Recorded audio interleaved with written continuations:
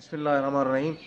پچھلے ہفتہ 10 دن میں پاکستان کے الیکٹرانک میڈیا اور سوشل میڈیا پہ کرونا وائرس اور ماروی وائرس کے بادل اور آلودگیاں اور مہلک اثرات چھائے رہے۔ افغانستان نظروں سے اوجھل ہو گیا۔ افغانستان کی طرف چلتے ہیں۔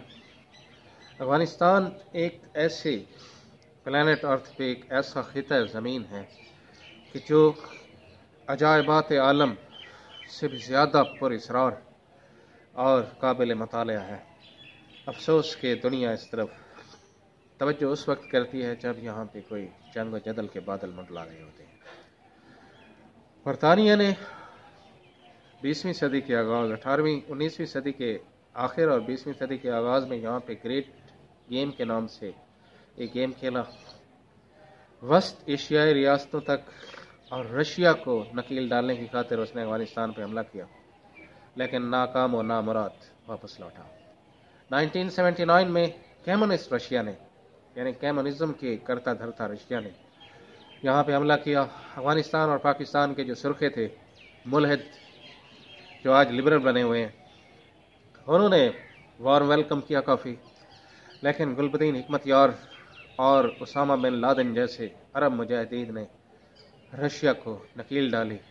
سفید ریچھ زخمی ہو کر اپنی معیشت برباد کر کے واپس لوٹا 10 سال بعد، اور افغانستان میں مجاہدین کی آپس میں خانہ جنگی شروع ہو گئی۔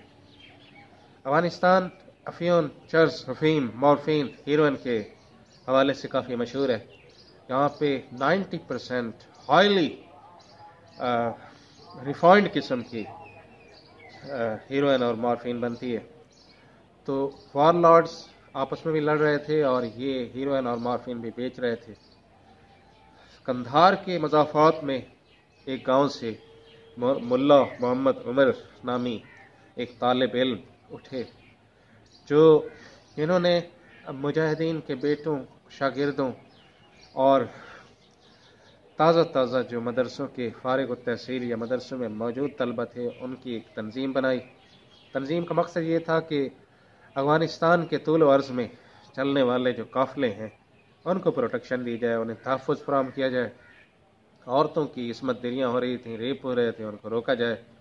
تو اللہ نے ان کے اس چھوٹی سے لشکر میں اتنی برکت ڈالی کہ یہ 3 سال میں افغانستان یعنی افغانستان کے دارالحکومت کابل پہ قابض ہو گئے۔ پاکستانی تعاون بھی حاصل تھا انہیں۔ بے نظیر حکومت نے نصیر اللہ بابر وزیر داخلہ جو تھے، ان کے حوالے سے ان کے ساتھ روابط رکھے، تعاون رکھا۔ پاکستان آرمی کا ان کے ساتھ تعاون تھا۔ بارکیف یہ افغانستان پہ قابض ہوئے اور انہوں نے وہاں پہ ایک امارت اسلامی حکومت قائم کی، جس کا سب سے پہلا جو ثمرہ حاصل ہوا، پھل حاصل ہوا، وہ یہ تھا کہ یہ جو مارفین اور ہیروئن تھی، اس کی پیداوار بند ہو گئی۔ افیون اور چرس اور افیم کے جو کھیت تھے انہیں برباد کر دیا گیا۔ فصلیں صرف ملا محمد عمر جو امیر المومنین بن چکے تھے، ان کے صرف ایک حکم نامے سے لوگوں نے اپنی کھڑی فصلیں جلا دی۔ لیکن 2001 میں امریکہ نے طالبان حکومت پہ حملہ کر دیا۔ حملہ کرنے کی ان کے سامنے 3 وجوہات۔ ایک تو یہ کہ 9/11 بش انتظامیہ کی ناک تلے 9/11 کا واقعہ وجود میں آیا۔ یہ انٹرنیشنل سطح پہ بش انتظامیہ اور امریکی حکومت کی سبکی اور تذلیل تھی، جس پر پردہ ڈالنے کی خاطر افغانستان پہ حملہ کیا گیا۔ دوسری وجہ یہ تھی کہ وہی وسط ایشیائی ریاستیں جو آزاد ہو چکی تھیں، رشیا کے کلچز تھے، ان کے تیل، گیس اور معدنی ذخائر تک رسائی پانے کے لیے افغانستان پہ قبضہ ضروری تھا، تاکہ افغانستان کے راستے اور پاکستان کے راستے گرم پانیوں تک یہ پائپ لائنز پہنچ سکیں۔ تیسرے نمبر پہ جو وجہ تھی وہ یہ تھی کہ ایشیائی سیاست کی بساط پہ افغانستان نامی چوکٹا جو ہے یہ خالی پڑا ہوا تھا۔ امریکہ کو ڈر تھا کہ کہیں امریکہ کے وہاں پہنچنے سے پہلے چائنا اس پہ قابض نہ ہو جائے، لہٰذا امریکہ کو پہلے پہنچنا چاہیے۔ امریکہ وہاں پہ پہنچا۔ اس وقت بہانہ یہ بنایا گیا کہ اسامہ بن لادن جو ہے یہ 9/11 کے جو حملے ہیں ان کا ماسٹر مائنڈ ہے، لہٰذا ہم اس کو سزا دینے آ رہے ہیں۔ طالبان حکومت اس کی کیونکہ معاون ہے، اور وہ اس سے دستبردار نہیں ہو رہی، ہمارے حوالے نہیں کر رہی. حالانکہ اسامہ بن لادن کا اس قضیے سے کوئی قطعاً کوئی تعلق نہیں تھا. 9/11 کے حملوں کے پیچھے جرمنی اور اسپین میں موجود جو سعودی عرب کے جلا وطن عرب مجاہدین تھے ان کا ہاتھ تھا. وہ سمجھتے تھے کہ امریکہ جو ہے سعودیہ پہ قابض ہو چکا ہے، لہٰذا سعودیہ سے امریکہ کو بھگانے کے لیے ضروری ہے کہ امریکہ کی کمر توڑی جائے، امریکہ پہ حملے کیے جائیں. بہرحال صدام حسین کو آپ جانتے ہوں گے. صدام حسین القاعدہ اور اسامہ بن لادن کا بہت بڑا دشمن تھا، لیکن امریکی بھی یہ بات جانتے تھے. لیکن کنڈولیزا رائس اور ڈک چینی نے صدام کو بھی انوالو کیا کہ صدام بھی 9/11 کے حملوں کے پیچھے کہیں نہ کہیں موجود ہے. حالانکہ انہوں نے عراق پہ جب حملہ کیا تھا تو میس ڈسٹرکشن کے جو ویپنز تھے ان کو بہانہ بنایا تھا. بہرحال عراق میں بھی نگاہ جو ہے وہ تیل پہ تھی. اب افغانستان میں جو امریکہ کے ہی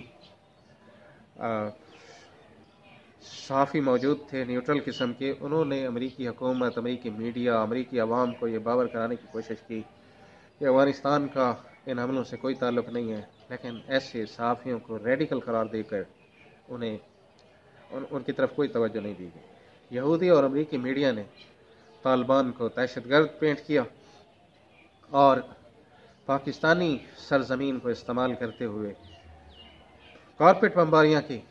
طالبان کو حکومت چھوڑ کے پہاڑوں میں پناہ لینی پڑی. مشرف نے پاکستانی قوم کو بتایا کہ اگر ہم امریکہ کا تعاون نہیں کرتے تو امریکہ ہمیں پتھر کے دور میں دھکیل دے گا اور پاکستان کو کھنڈرات میں بدل دے گا. ایک مشہور امریکی صحافی نے القاعدہ کے بانی عبداللہ اعظم سے ملاقات کی تو عبداللہ اعظم نے بتایا کہ رشین کمیونسٹوں کو بھگانے کے بعد ہمارا پہلا ٹارگیٹ جو ہے وہ امریکہ کو سعودیہ سے بھگانا ہے. And after that interview he was assassinated soon after that interview. اب چلتے ہیں کہ ہوا کیا ہے. روسی جو آرمی تھی، ان کی فضائیہ تھی، ان کے ہیلی کاپٹر تھے، وہ مجاہدین کی سٹنگر گنوں کا، میزائلوں کا، اور خود رشیا کی جو کلاشنکوف تھی، رشیا کی بنائی ہوئی، ان کا نشانہ بنے تھے. اور امریکن جو ہے طالبان کی اولڈ فیشنڈ AK-47 کا نشانہ بنے. حالانکہ امریکہ جو ہے انسانی تاریخ کی سب سے بڑی مائٹیسٹ وار مشین کے ساتھ حملہ آور ہوا ہے، لیکن آگے درویش مجاہدین جن کے چپلوں کے تسمے بھی نہیں ہوتے تھے، جن کے پاؤں میں پہننے کے لیے مناسب بوٹ بھی مہیا نہیں تھے، ان کے ہاتھوں یہ شکست کا، ہزیمت کا شکار ہوا ہے. امریکی اکانومی پینٹاگون کے اعداد و شمار کے مطابق $1 ٹریلین مقروض ہوئی ہے. $1 ٹریلین یہاں پہ افغانستان پہ خرچ کیا گیا ہے. $1 ٹریلین میں 1000 ارب ڈالر ہوتے ہیں. ایسے کہہ لیں کہ اگر پاکستان کے پاس یہ رقم موجود ہو تو پاکستان 1000 دفعہ اپنا قرضہ واپس کر سکتا ہے. یا ایسے بھی کہہ سکتے ہیں کہ پاکستان مزید 1000 مرتبہ 70 سال نکال سکتا ہے، یعنی 1070 سال مزید نکال سکتا ہے اس رقم سے. بہرکیف یہ تو پینٹاگون کے اعداد و شمار ہیں. جو آزاد ذرائع ہیں وہ یہ بتاتے ہیں کہ 2.5 ٹریلین یہاں پہ خرچ ہوئے ہیں، یعنی 2500 ارب ڈالر خرچ ہوئے ہیں. امریکہ بتا رہا ہے کہ 2400 لاشیں اٹھائی ہیں، حالانکہ لاشوں کی تعداد بہت زیادہ ہے.